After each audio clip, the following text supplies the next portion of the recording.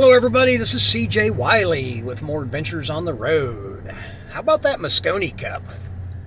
I have a confession to make that I really haven't watched it or paid much attention to the Mosconi Cup the last few years because, quite frankly, I didn't think we had a strong enough team to win. And, not that I don't still root for them, but I really want to watch when we have a powerhouse team like we do this year. And this is the first year I thought, even though everybody made the USA underdogs, I thought they were favorites. And I may be wrong, but my prediction was for the USA to win 11-9. And, I may be wrong, but I would bet on it. I'd probably take 10-1 on the money and bet it was 11-9, which the odds are probably a little higher than that. I don't know, but be that as it may, it's great to see. I thought Styler might be a key player in this year's event, and I thought if he played good and scored good, he would be the link that could energize the rest of the team because, Billy Thorpe and Sky are real energetic and really, personality-wise, Shane and Tyler and Feder, they're all pretty laid back. And I've played in the Mosconi Cup, and it was a little uncomfortable for me because I'd go into a zone when I play, and they want you to be animated and yell and scream and all that stuff. And, it's just, to me, it mismatches, how I've always played, even though I tried to be a little more animated, and I did run the last rack to win the Mosconi Cup with Earl Strickland as my partner back in '96.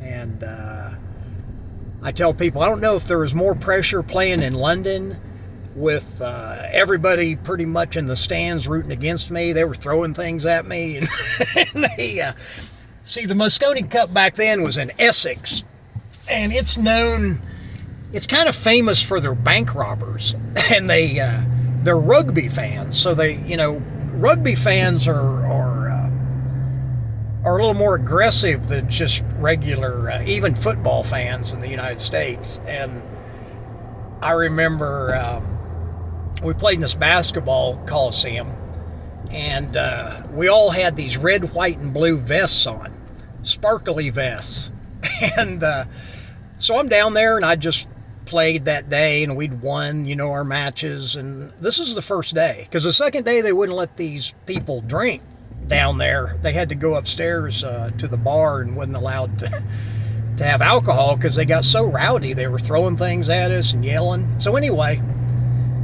this kind of a redneck type guy, I could tell he was a rugby fan. He comes up to me and he goes, "Where'd you get that vest? I like that vest." And I said, "Well, they gave it to me to compete in this tournament, and I was trying to and he goes, "I like that vest." He says, "I want it." And I said, "Well, you can't have it." He says, "I'll just take it." And I said, "No, you won't." And I turned around and headed for the steps. And I had to walk up all the steps and through a door, and then you go to the right, and to the left is the bar. So I went up there to have a beer. I'm not there 2 minutes, and this guy walks in the door. He sees me and comes right at me, makes a beeline for me. And he says, "I told you I wanted that vest." And he reaches out to grab me. He's going to rip the vest off of me, I guess. And right as he does that, I came down and separated his hands with my hands, grabbed him by the throat. There's these two holes right here. And then, I've been trained in martial arts, and one thing about when you grab these two holes and squeeze it on somebody, they can't breathe in or out, and it paralyzes them for at least momentarily because they panic.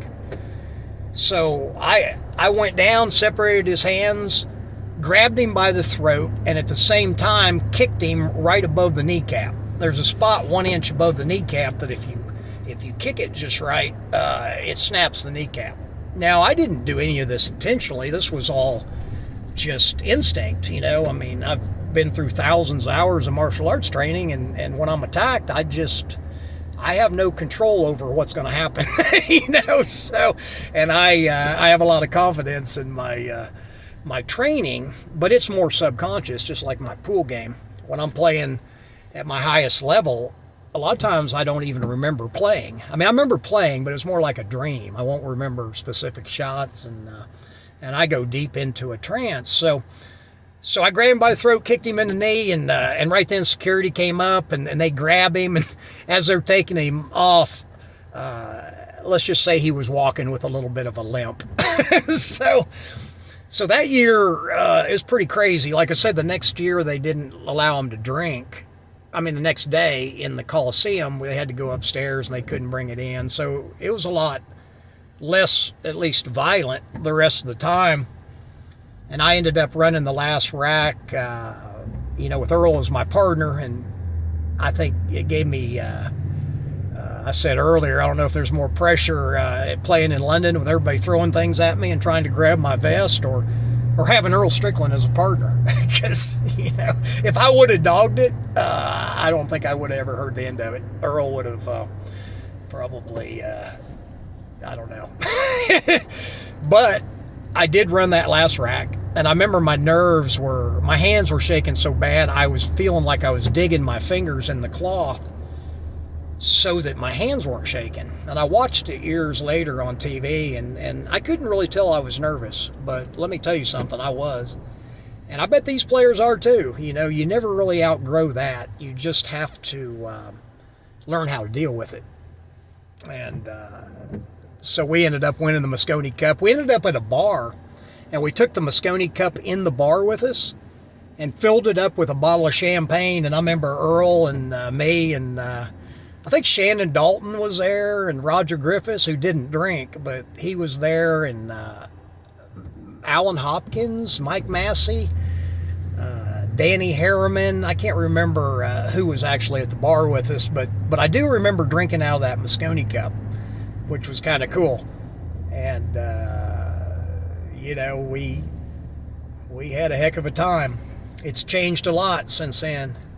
They've really done a good job with the Mosconi Cup presentation. And like I said, this year, the American players are superior to the European players. So I would make them 11-9 as far as the outcome that I'd predict.